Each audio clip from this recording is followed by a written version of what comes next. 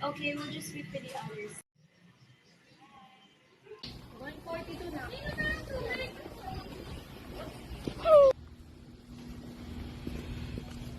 Yan na naman, alak na naman. Wala ka nang tinulong sa bahay. Ako, walang kwenta sa bahay na to. Yung nga nagtatrabaho para sa pamilyang to. Nagtatrabaho ka nga, yung pera mo naman, napupunta sa amin yan, di ba? Napupunta rin sa alak.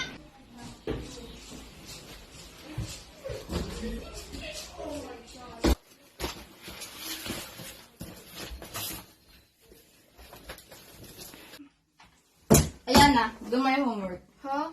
Do it yourself. If you're not doing it, I will tell Mama you're not focusing on your studies. Fine, I'll do it.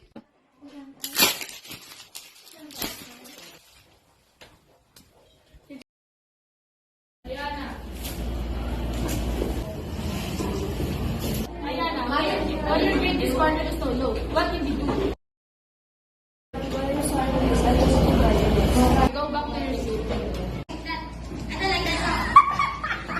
Why is her grade so low? Did she used to be the highest in class? I guess she's not a that now. Damn, bro.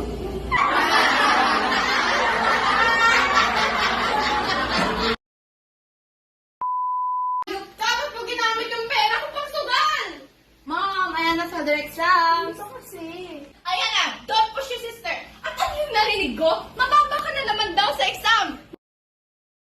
Mom, I can explain. I don't need your explanation. Ang tagal na niyan. You had time to improve pero hindi mo nagawa. Why can't you be like your brother? He's always the top of his class, the class president, and always aces his exams. Stop comparing me to them. I'm not them. Tingnan mo, hindi mo ba nakikita ko anong work ang ginawa ko para sa pamilyang to? Hindi mo nakikita kasi sa iba mo pinapakinggan. Pinapakita mo sa iba na hindi ako sila.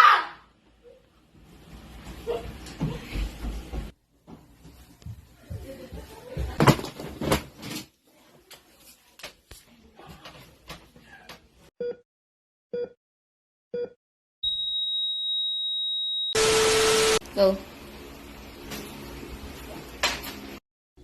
Ano ba?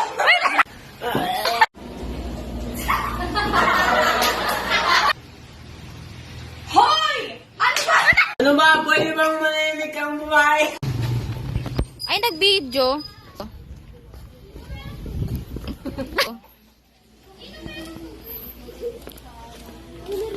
Nasa bakong. Hayaan mo na, be. Huwag na kayo mag